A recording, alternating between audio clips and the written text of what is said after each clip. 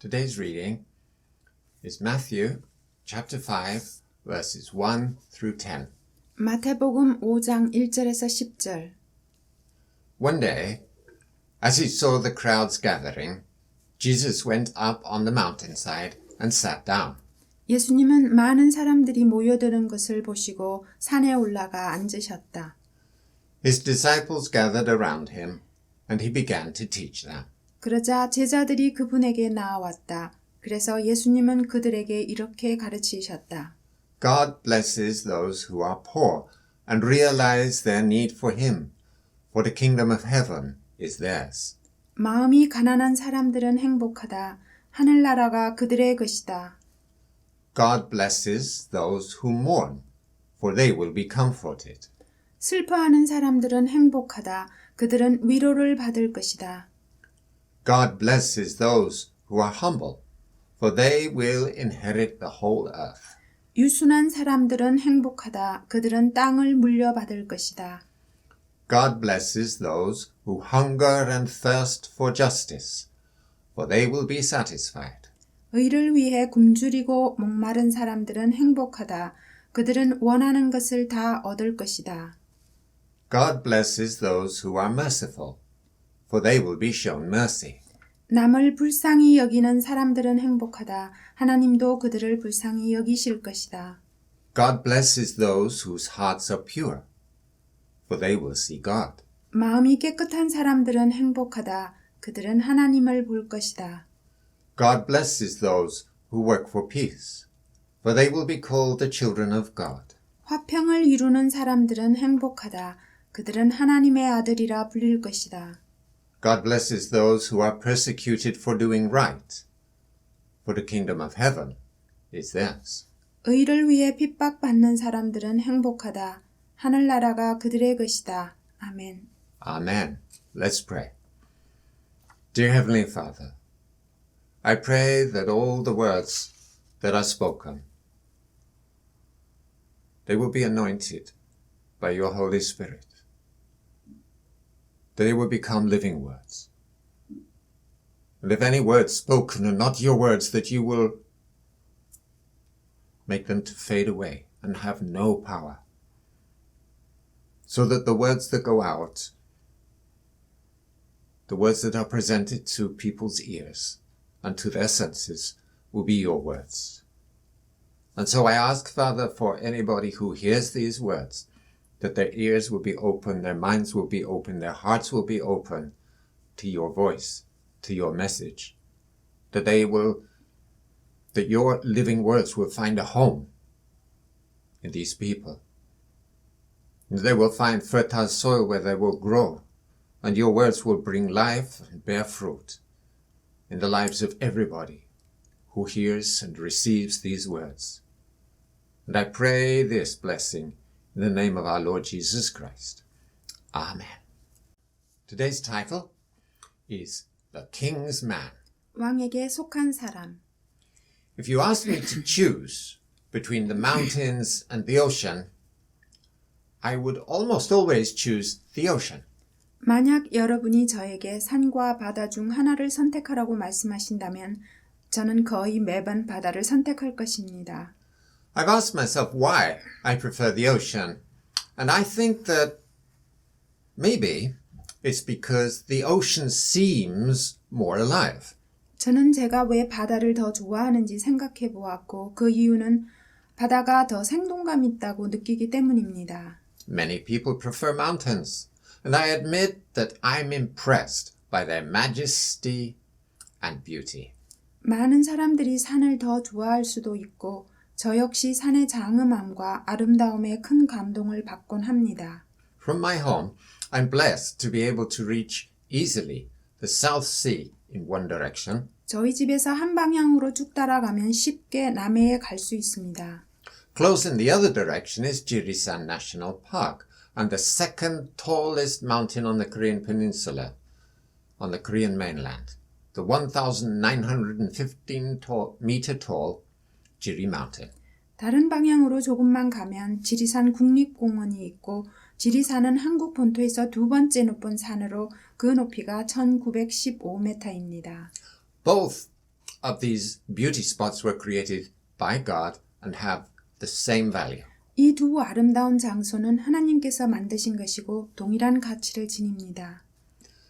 Neither one is more sacred or holy than the other. 둘 중에 그 어느 한쪽도 다른 것보다 더 거룩하거나 성스럽지 않습니다. God loves the black bears, elk, and wild cats in the mountains just as much as he loves the fish in the sea. 하나님께서는 바닷속의 물고기들만큼이나 산에 있는 흑곰, 엘크, 그리고 살쾡이들을 사랑하십니다. In the Bible, we discover that mountains have an important role to play. 성경을 보면 산이 중요한 역할을 하고 있는 것을 알 수 있습니다. But we should not deduce from this that mountains are especially holy. 이것으로부터 산이 특별히 더 거룩하다고 추측해서는 안 됩니다. Scripture is very clear that God is holy and that we should be holy because he is holy. 하나님께서 거룩하신 분이신 것을 성경은 매우 명확하게 이야기하며 하나님께서 거룩하심으로 우리도 거룩해야 합니다. In many places, such as Leviticus chapter 21 verse 8, Scripture teaches us that if we are holy, it is because God has made us holy.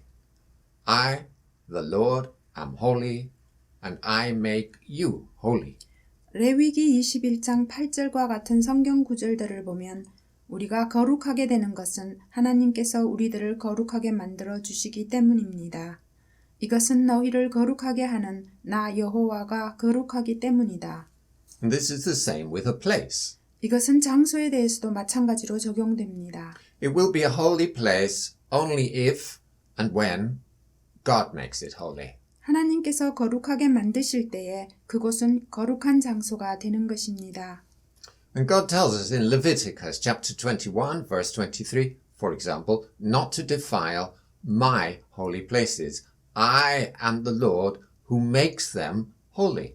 레위기 21장 23절에서 하나님께서는 그가 내 성소를 더럽힐 수 없는 것은 그 성소를 거룩하게 하는 자가 바로 나 여호와이기 때문이다 라고 말씀하셨습니다.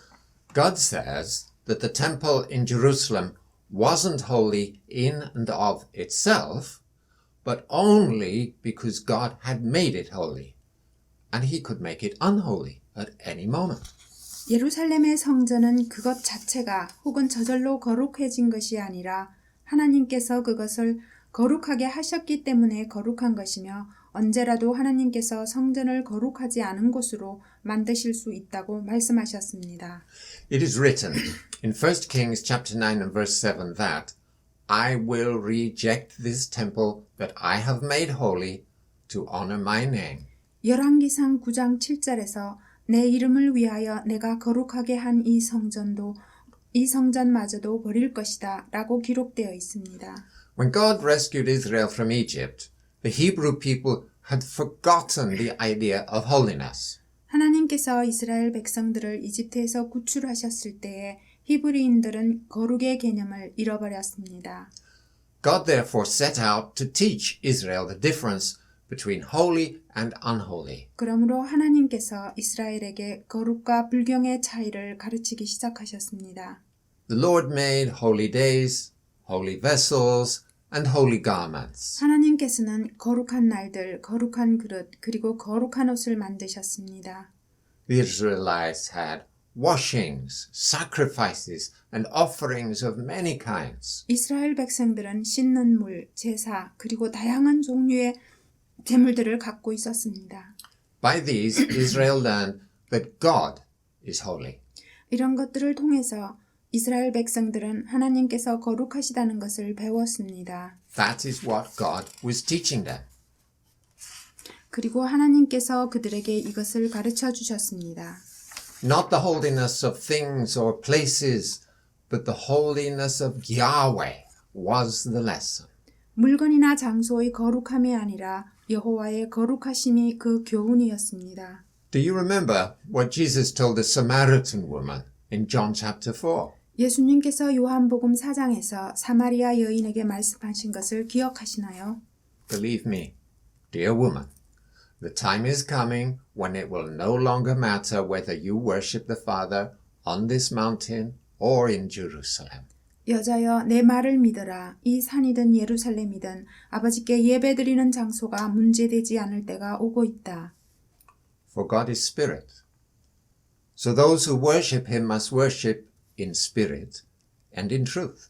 하나님은 영이시다. 그래서 예배하는 사람은 영적인 진실한 예배를 드려야 하는 것이다.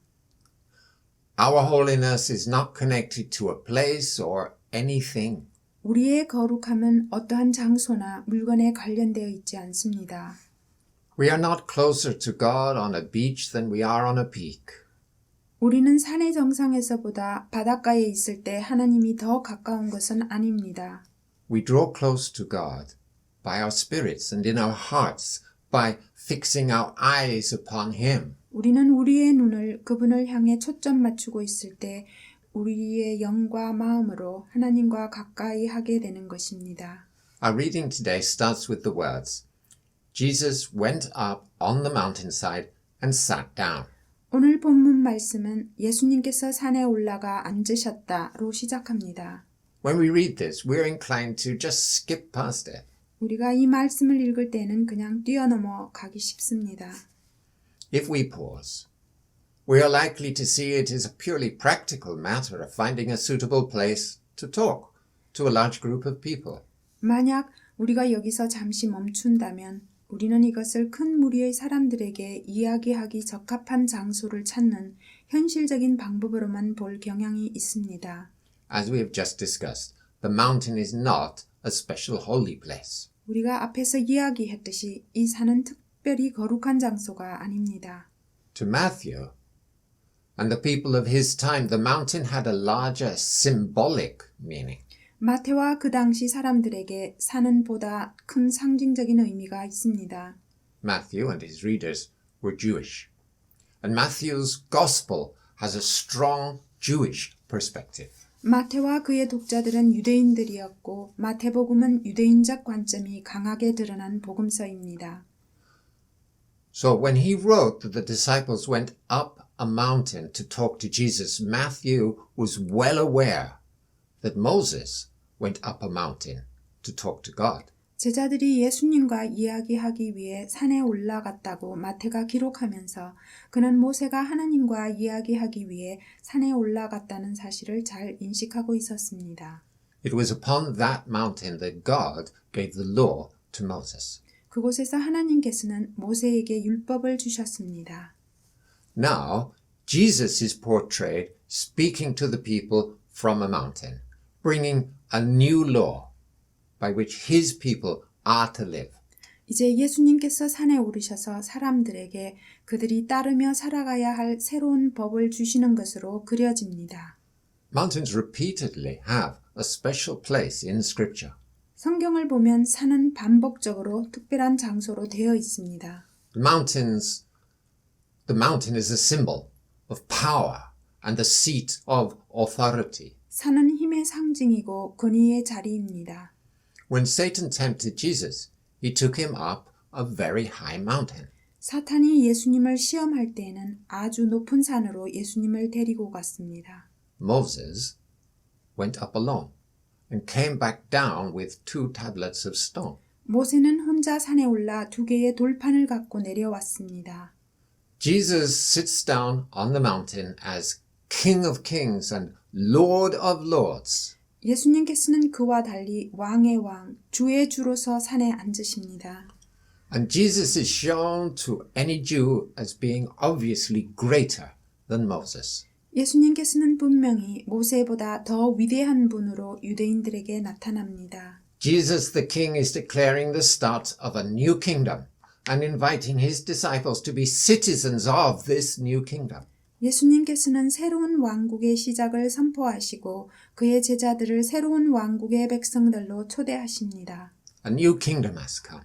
God's kingdom, the kingdom of heaven, and it's not like the kingdom of man. 새로운 왕국, 하나님의 나라, 천국이 왔고 그것은 인간의 왕국들과 다릅니다. Those earthly kingdoms have promised so much and delivered only misery and suffering. 이 땅의 왕국들은 많은 것들을 약속했었지만 괴로움과 고통만을 주었습니다. Jesus sits on this mountain to inaugurate God's kingdom as an alternative to Satan's kingdom. 예수님께서 이 산 위에 앉으셔서 사탄의 왕국을 대신하는 하나님의 나라를 선포하십니다. He declares an alternative law for all those who obediently follow him and accept citizenship in God's kingdom. 예수님께서는 자신을 순종적으로 따르고 하나님 왕국의 시민권을 받아들이는 자들을 위한 또 다른 법을 선포하십니다.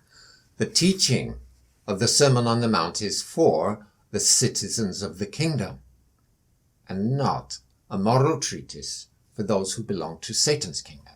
산상수훈의 가르침은 하나님 나라의 백성들을 위한 것이며 그것은 사탄의 왕국에 속한 사람들에게 주어진 도덕 관련 논문이 아닙니다. Matthew started his gospel by laying out the genealogy of Jesus as a descendant of a royal line that passes through Abraham and King David. 마태는 아브라함과 다윗 왕을 관통하는 왕족의 후손으로서 예수님의 계보를 나열하며 자신의 복음서를 시작합니다. Matthew has declared at the start that Jesus has a legitimate claim to kingship. 마태는 예수님께서 왕위를 취할 수 있는 적법한 요구를 선포하며 시작합니다.